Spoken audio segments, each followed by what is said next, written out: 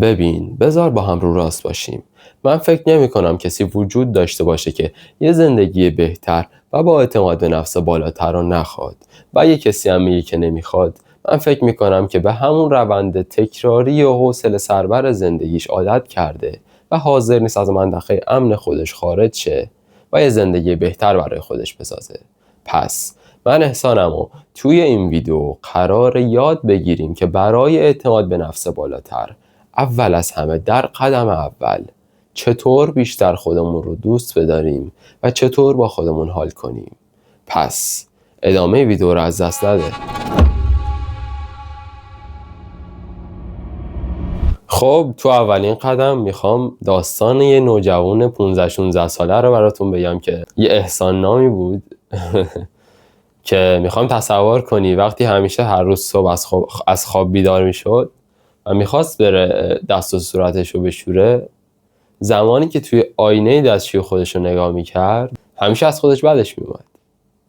هیچ وقت با خودش حال نمیکرد، یعنی اینجوری بود که واقعا تو زشتی. و حتی اصلا نگاه نمیکردم ببینم که چهرم شاید اصلا زیبایی هم واقعا توش وجود داشته باشه ها، ولی اصلا من به اون زیبایی نگاه نمیکردم، به کلیتش نگاه میکردم، به اینکه واقعا در خودم هیچ زیبایی نمیدیدم و این زیبایی ندیدنه باعث میشد که من نه اعتماد به نفس جالبی داشته باشم، نه دنبال این باشم که مثلا باشگاه برم که بدنم بهتر شه که باز به اعتماد به نفسم کمک بیشتری کنه، نه دنبال این بودم که صاف بشینم، صاف وایسم جوری که مثلا از در وارد میشم و اون حساب باقی میقبولونم.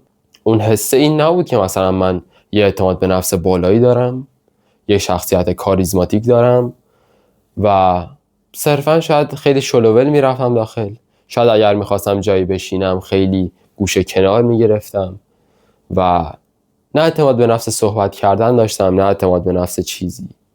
پس اینجوری بود که منم همینجوری بودم، دقیقاً مثل تو، مثل الانت که میری توی آینه وقتی میخوای خودتو نگاه کنی، اگر یه جوش روی صورتت ببینی اصلا حالت انگار از زندگی به هم میخوره اون موقع، یا مثلا اگر لبت تبخال زده باشه اینجوری میشی که من کامل نیستم، من زیبایی تو وجود نداره. به نظر تو زیباترین افراد دنیا یا معروفترین و مشهورترین و محبوب ترین های دنیا هم همچین افکاری دارن؟ یعنی مثلا رونالدو میاد میگه که اگر من مثلا خال توی چهرم وجود داره، یک خال ذاتی از پدر یا مادر مثلا به ارث رسیده، این منو زشت کرده، یا الان من دیگه نمیتونم خودم رو دوست داشته باشم یا به خودم نگاه کنم توی یه آینه، حتی چه برسه که بخوام اینقدر اعتماد به نفس داشته باشم که جلوی یک جمعیتی صحبت کنم یا مثلا جایی وارد میشم با اعتماد به نفس برم داخل، یا جایی که وای میستم جوری وایسم که صاف باشه، چارشونه باشه، نه اینکه دستشون اینجوری میزنن تو خودشون شلوول وای میستن. این از اعتماد به نفس پایین میاد. این از این میاد که اون فرد اصلا اعتماد به نفس اینو نداره که بخواد رسا و بلند و درست شمرده صحبت کنه، و حتی اعتماد به نفس اینو نداره که بخواد صاف وایسه، محکم وایسه، استوار وایسه. پس ما اولین کار الان باید میخوام بهتون بگم که چطور وقتی که از خواب بیدار میشی میری جلوی آینه که دست صورتت رو بشوری، از همونجا چطور باید چهره خودت و بدن خودت رو که میبینی خودت رو دوست بداری، چیزی که واسه منم اتفاق افتاد. با تجربه شخصی اینجوری بود که من توی یک دورانی توی همون سن 15-16 سالگی 14 دقیقش رو نمیدونم که اومدم به این سمت، بسیار ویدیوهایی میدیدم که میخواستم یه نسخه بهتری از خودم بسازم، چه واسه فن بیان بهتر، چه واسه اعتماد به نفس بالاتر، چه واسه یک شخصیت درست، چه واسه نمیدونم کاریزمای بیشتر. و اینقدر من ویدیوهای زیادی دیدم و اینقدر کتابهایی خوندم که بهم کمک کرد که واقعا واسم این اتفاق افتاد. من یه روز از خواب بیدار شدم، طبق معمول رفتم دست صورتمو بشورم. این همیشه تو ذهنم هست، حتی مثلا الان تازه من چنل یوتیوبمو راه انداختم، من اینو به رفیقام هم میگفتم. رفیقام که میگم رفیق خاصی ندارم، خیلی تعداد انگشت شماری ان که واسم بالاترین ارزش تو زندگیم دارن. منظورم این نیست که اصلا واسه جمعیتی تعریف کردم، نه. بهشون گفته بودم که من خیلی یهویی شد، اصلا اینجوری نبود که مثلا من کم کم بخوام به خودم عادت کنم و با خودم حال کنم. اینجوری بود که من یه روز رفتم جلوی آینه، مثل همیشه دست صورتمو بشورم و یهو چهره خودمو که دیدم اینجوری شدم که تو چقدر خوشگلی، واقعا چقدر زیبایی. من الان نیومدم اینا رو بگم که مثلا بگین طرف خودشیفته است، نه، به این منظور که تو وقتی بتونی خودتو دوست داشته باشی میتونی حتی جهان رو هم بهتر ببینی، میتونی اون آرامشه رو بیشتر در خودت به وجود بیاری. چرا؟ چون تو وقتی اعتماد به نفس بالاتری داری، بهتر میتونی با بقیه ارتباط برقرار کنی، دیگه از چهره خودت بدت نمیاد که مثلا ابا کنی و نخوای مثلا بری توی یه جمعیتی، دیگه از صدای خودت بدت نمیاد اگه بخوای یه جایی صحبت کنی، و حتی میری دنبال این که هی ویدیوهای بیشتری ببینی که اینها رو در خودت بهتر کنی. این خصوصیات مثل فن بیان، مثل اعتماد به نفس بالاتر، مثل این که مثلا خوابتو درست کنی که من یه ویدیو قبل‌تر راجبش درست کردم که میذارم روی تصویر، و کلی چیز دیگه، کلی مقاله دیگه که تو رو میتونه لول اپ کنه، یه نسخه بهتری از تو بسازه و همچین چیزایی. و اینجوری بود که اصلا یهو خودمو دیدم و اینجوری بودم که واقعا ایول خیلی خوبی تو، واقعا خوبی. در حالی که مثلا قبلش اینجوری بودم که من نمیتونستم صحبت کنم، نمیتونستم ارتباطی با کسی بگیرم، نه اون خط با خودم حال میکردم، یه چهره خیلی واقعا نه چندان جالبی داشتم با اون سیبیل دوره بلوغ که واقعا یه چیز پرفکتی بود. آره، خلاصه اینجوری شد که در خودم این حسه به وجود اومد که تو هم جذابی، جذابیت‌های خاص خودت رو داری، موهات، چشات، نمیدونم دماغت، لبت، کلان حالت چهرت یا بدنت. مثلا من اون زمان تا قبلش باشگاه چیزی نمیرفتم، ولی از وقتی این حسه به وجود اومد در درونم که وقتی خودم رو دیدم با خودم حال کردم، اینجوری بودم که آها الان وقتشه که من برم باشگاه یکم بدنم رو بهتر کنم. یعنی این که یکم بدنم رو بهتر کنم اینه که بدنم رو بتونم بهتر کنم که باز هم به زیبایی من بیشتر اضافه کنه. و خب تو نباید اینجوری باشی که الان مثلا اگر وزنت زیاده یا لاغری، من خیلی لاغر بودم، اگر وزنت زیاده یا لاغری اینجوری باشی که خب نه من دارم اینا رو داخل مثلا اینستا میبینم و خب طرف مثلا این بدن رو داره، چه آقا چه خانم مثلا بدنشون فیت، آقا مثلا جذاب سیکس پک داره، خانم مثلا یه بدن زیبایی داره و تو خودتو بخوای با اونا مقایسه کنی. اون میتونه بخشش مثلا استروید باشه که دارو مصرف کنن، یا اصلا ما نمیگیم استروید، طرف شاید سابقه تمرینیش 15 سال باشه. تو بدون این که اصلا باشگاه بری که نباید بیای باشگاه نرفتن خودتو، حتی من نمیگم روز اول، تو وقتی باشگاه نمیری نباید بیای با یک کسی که 15 سال باشگاه رفته، مداوم استمرار داشته، حتی اگر یه جاهایی به خاطر شرایط هم عقب کشیده و مثلا باشگاهشو نرفته، باز هم تونسته برگرده به مسیر و این ادامه دار بوده واسش. پس تو نباید بیا خودتو روز اولتو یا حتی وقتی که شروع نکردی همون بدن عادیت که داری میبینیشو نباید با اون مقایسه کنی، که چون اون استمرار توش بوده، سختی توش بوده، تلاش بوده، زحمت بوده، میدونی؟ پس تو نباید اونو ببینی و اینجوری باشی که خب نه من زشتم. تو زشت نیستی، تو هم اگر به اون اندازه استمرار داشته باشی و بخوای که خودتو بهتر کنی قطعا میتونی، چرا نتونی؟ کیه که بگه نمیشه؟ قطعا میشه، مطمئن باش که میشه. پس ببین، اول از همه الان وقتی بیدار میشی یا میری جلوی آینه خودتو ببینی، دنبال عیب‌های توی چهرت نباش. دنبال این نباش که الان مثلا بیدار شدی ببینی که مثلا جوش جدید زده پوستت، دنبال این نباش که مثلا لبت تبخال زده. خب دنبال این باش که ویژگی‌های ظاهری من چه جذابیت‌هایی توشون وجود داره. اینجوری نباشی که نمیدونم آره من این کارو کردم و من هیچ جذابیتی ندارم، و نه، شاید اون جذابیت رو تو نمیبینی. آقا به نظر من اصلا عکس خودتو بگیر، این یه مثال دیگه. عکس خودتو میگیری میفرستی مثلا واسه چت جی پی تی، میگی خصوصیات و زیبایی‌های چهره من رو بهم بگو. اون قطعاً بهت میگه، عیب‌ها تو هم بهت شاید بگه ها، ولی تو نباید فقط اون عیب‌ها رو ببینی، تو باید به عیب‌هات آگاه باشی. خب و در واقع اول از همه، مهمتر از همه، زیبایی‌هات رو توی اولویت قرار بدی. من الان توی این هفته که گذشت چیز زدم، یه تبخال اینجا، نمیدونم اینو تبخال بهش میگن یا چی، رو پوستم زد، یه حالت تبخال بود و یه جوشم اینجا هم زده و اینجوری بود که من الان اگر میخواستم اعتماد به نفس کمی داشتم، اگر من میخواستم اعتماد به نفسم کم باشه، جمله‌ام خیلی خرابه، خیلی اصلا دارم بد توضیح میدم. اگر من اعتماد به نفس کمی داشتم، قطعا اگر این جوش روی صورت من به وجود میومد، شاید حتی نمیومدم ویدیو رو رکورد کنم، چون میگفتم نه الان مثلا چهرهت زشت شده، فلان شده، اینجوری شده، شاید یکی که میبینه خوشش نیاد.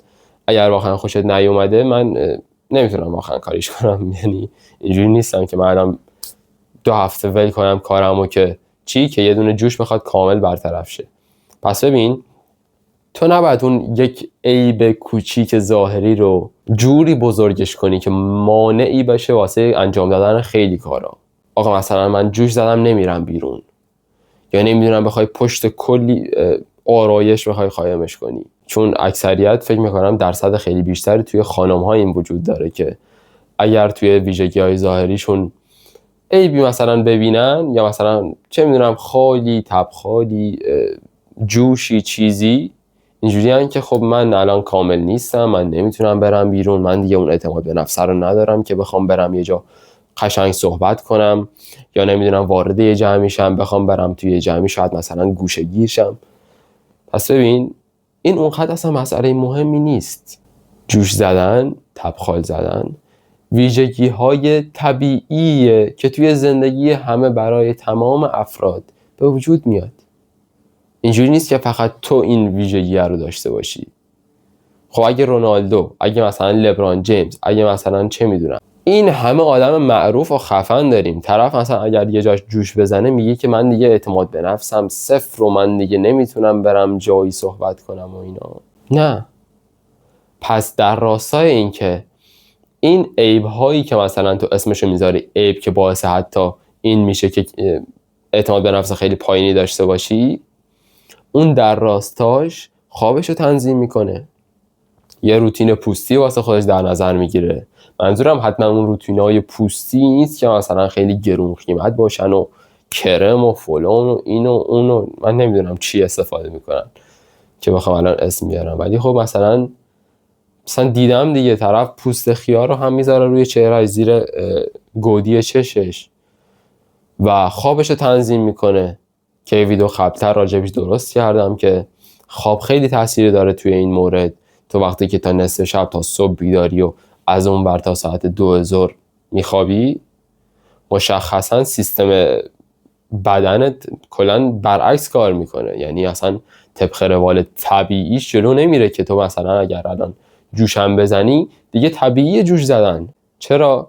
چون تو نه سر تایم میخوابی نه سر تایم بیدار میشی. پس ببین، همین کار کوچیک میتونه خیلی تاثیر داشته باشه که اون تاثیرها نه فقط روی ظاهر تو اعمال شنا، اون تاثیر در درون تو، اون اتفاق در درون تو تاثیر میذاره. این جوش فقط روی ظاهر تو تاثیر نمیذاره، تاثیر اصلیش در درون توه که باعث کمبود اعتماد به نفس در وجودت میشه. میبینی؟ پس ملاک این نیست که من عیبی روی چهرم دارم، ملاک اینه که اون مثلا جوش رو چطور در وجودم به خودم میقبولونم، اونو یک ویژگی بد میبینم، یا اینکه واسم اونقدر مهم نیست حتی، چون کسی هم رو تو زوم نمیکنه که آره مثلا این روی چهرش، مثلا روی لبش تبخال زده، یا نمیدونم این مثلا الان جوش زده. چرا؟ چون خود همون فرد اگر بخواد اینجوری راجع به تو فکر کنه، مطمئن باش که اون اصلا یه آدم حسوده. اگرم توی دوستات همچین آدمی داری که اصلا اینو بندازش دور.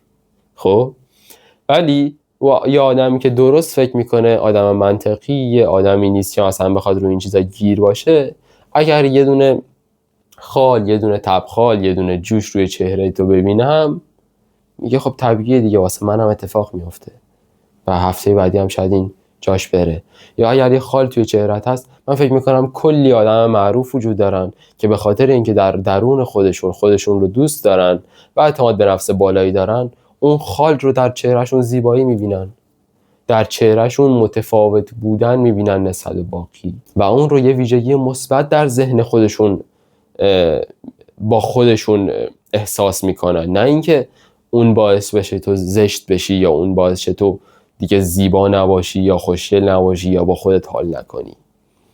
پس اولین قدم ما اینه که تو وقتی میری جلوی آینه خودتو میبینی، دیگه اینجوری زوم نباشی روی اون جوشه، مثلا اینجوری باشی که من زیبام. جوش زدن هم یه چیز طبیعیه که واسه هر فردی توی این کره زمین اتفاق میفته دیگه، واسه هر کسی اتفاق میفته. پس ببین، تو اول از همه خودتو دوست داشته باش، بعدش برو دنبال این که خب اگر اون جوش با برطرف شدنش باعث میشه که تو چهره زیباتری داشته باشی، چطوری یک روتین پوستی ساده برای خودت درست کنی و بهش عمل کنی که دیگه کمتر جوش بزنی. حداقل کارش اینه، چون نمیشه جلوی همچین چیزایی رو گرفت. اینجوری نیست که مثلا تو یک لایه دیگه مثلا جلوی چهره خودت به وجود بیاری که هیچ وقت جوش نزنی، که طبیعیه دیگه، همه واسهشون اتفاق میفته. و حالا میخوام یک فردی رو تصور کنی که یک اعتماد به نفس خیلی بالایی داره و وقتی مثلا اون شخص رو میبینی یا حتی در ذهنت وجود داره، یه شخصیت کاریزماتیک داره ببخشید، خیلی جذابه، قشنگ راه میره، یا هر خصوصیتی که توی ذهنت وجود داره. ببین، تصورش کن، یکم چیزی نمیگم که اینو در وجودت، در ذهنت، یعنی به تصویر بکشیش. خب حالا تمام خصوصیاتی که اومد توی ذهنت، اون شخص برتر خودته. شاید تو یه شخص معروف رو در نظر گرفته باشی ولی چون خصوصیاتی که داره یک شخصیت با اعتماد به نفس بالا رو در ذهن تو به وجود میاره، تو هم میتونی به اون شخصیت تبدیل شی، چون در ذهنت به وجود اومده در قالب یک انسان دیگه شاید هم در قالب یک نسخه برتر از خودت اون رو دیده باشی. اون کسی که لول بالایی داره، اعتماد به نفس بالایی داره، خوش صحبت، قشنگ صحبت میکنه، فن بیان زیبایی داره، یا قشنگ میتونه ارتباط بگیره، قشنگ میتونه راه بره، قشنگ وایسه، قشنگ وارد جایشه، جوری که مثلا وقتی باقی اون رو میبینن این احساس بهشون دست بده که چقدر این شخص بزرگه، چقدر اعتماد به نفس داره. صدام احساس میکنم که یکم خش افتاد داخلش، نمیدونم، ولی خب آره. پس اون چیزی که در ذهن تو وجود داره میتونه در خودت هم به وجود بیاد. فقط و فقط راهش اینه که تو پله پله این قدم ها رو بری جلو. چون در ذهنت به وجود اومده، دلیل نمیشه که تو یک شبه بتونی این کار رو انجام بدی، یا دلیل نمیشه که تو بتونی یک شبه اعتماد به نفس بالایی رو یهو در خودت به وجود بیاری. اما خودش نشونه ایه که تو هم بتونی در نسخه بالاتر خودت، مثل کلی افراد معروف و با اعتماد به نفس بالا، اون اعتماد به نفس رو در خودت به وجود بیاری. و خلاصه بگم، اولین قدم برای ساختن اعتماد به نفس همین دوست داشتن خودمون، حال کردن با خودمون و دیدن جذابیت‌های خودمونه. و باید اولین قدم این قدم رو برداریم، این پله رو بریم بالا، تا بتونیم در ادامه با ویدیوهای بعدی اعتماد به نفسمون رو بیشتر و بیشتر رشد بدیم، تا به اینجا برسیم که اون شخصیت خفنه بود، گفتم تصورش کن، تا به همون شخصیت خفنه برسیم، تا اونی که اومد توی ذهنت در وجود خودت به وجود بیاد و به وجود بیاریمش. و اینو هم بگم که هیچ کار، دستاورد و موفقیت بزرگی ساده و آسون به دست نمیاد. با تمرین به دست میاد، با زحمت به دست میاد و با استمراره که به دست میاد. پس ما با این ویدیو اولین قدم رو برداشتیم برای ساختن چیزی که میتونه ما رو لول اپ کنه و ما رو خیلی خیلی خیلی نسبت به چیزی که الان هستیم بالاتر ببره. پس امیدوارم این ویدیو براتون مفید بوده باشه. با لایک کردن و ساب کردن میتونید خیلی کمک زیادی بهم بکنی. اگرم چیز بخصوصی هست، اگرم مشکلی هست یا چیزی هست که نمیتونی توی ذهنت با خودت حلش کنی و میتونی توی کامنت ها بهم بگی، بهت کمک میکنم که رفع یا کمتر شه و بهت کمک کنه توی این مسیر داشتن و ساختن اعتماد به نفس. و امیدوارم از این ویدیو خوشت اومده باشه و مرسی که با هم همراه شدی. فعلا.